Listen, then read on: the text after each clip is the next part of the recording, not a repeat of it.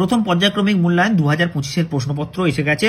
চতুর্থ শ্রেণীর বিষয় হচ্ছে স্বাস্থ্য এবং শারীর শিক্ষা। এখানে পূর্ণমান 10, তার কারণ কলা শিক্ষায় কিন্তু 10 নম্বর আছে, যেটা হয়তো তোমাদেরকে কিন্তু কোনো রকম ব্যায়াম বা এই ধরনের কোনো জিনিস কিন্তু ধরা হবে, তার উপর নাম্বার দেওয়া হবে, বা হাতের কাজের উপর নাম্বার দেওয়া হবে। ঠিক আছে, এবারে দেখো সঠিক উত্তরের মাথায় টিক চিহ্ন দাও। দাঁত, ছুলি, চুলকানি এগুলো হচ্ছে চোখের চর্মের, চোখের কানের রোগ, এটা হচ্ছে চর্মের রোগ।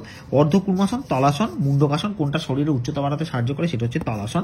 পাইওরিয়া চোখ, ত্বক, দাঁতের ক্ষতি করে, সেটা হচ্ছে দাঁতের ক্ষতি করে। কানামাছি খেলা বৃত্তের মাঝখানে যে থাকে, তো শিক্ষার্থীর চোখে লাল, নীল, কালো কাপড় দিয়ে বাঁধা থাকবে, কালো কাপড় দিয়ে বাঁধা থাকবে যাতে না দেখা যায়। ঠিক আছে, এরপরে এখানে 4টা অপশান দেওয়া রয়েছে। দেখো দেশপ্রেম, প্রাথমিক চিকিৎসা, 150 আর ডায়রিয়া, এইগুলো এখানে বসাতে হবে।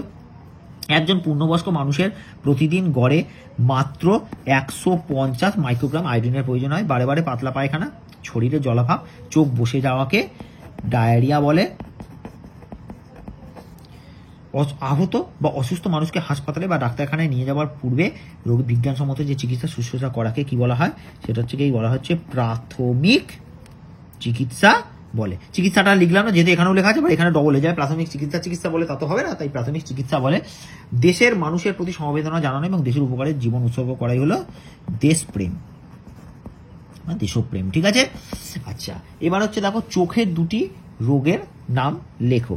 তাহলে চোখের দুটো রোগের নাম, একটা হচ্ছে দেখো লিখছি আমি রাতকানা, আর হচ্ছে ছানি পড়া। এগুলো বানানটা তোমাদের কাছে সোজা হবে, তাই এই দুটো কিন্তু আমি লিখে দিলাম। শিশুদের পেটে কৃমি থাকলে কি কি অসুবিধা দেখা যায়, সেটা হচ্ছে দেখো মাথা ঘোরা,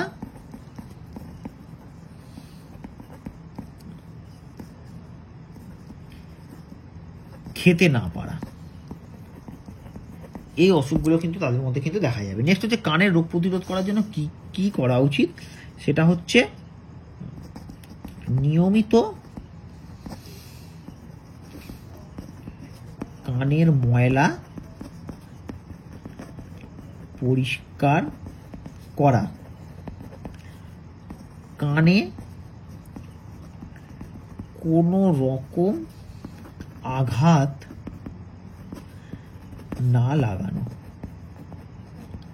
ঠিক আছে, এভাবে কানের যত্ন নিতে হবে। ঠিক আছে, লাস্ট হচ্ছে অর্ধকুর্মাসনের দুটি উপকারিতা লেখো।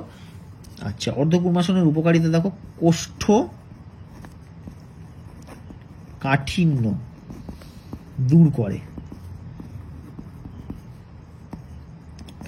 যাদের হাঁপানি আছে তাদের ক্ষেত্রে এই আসন উপকারী।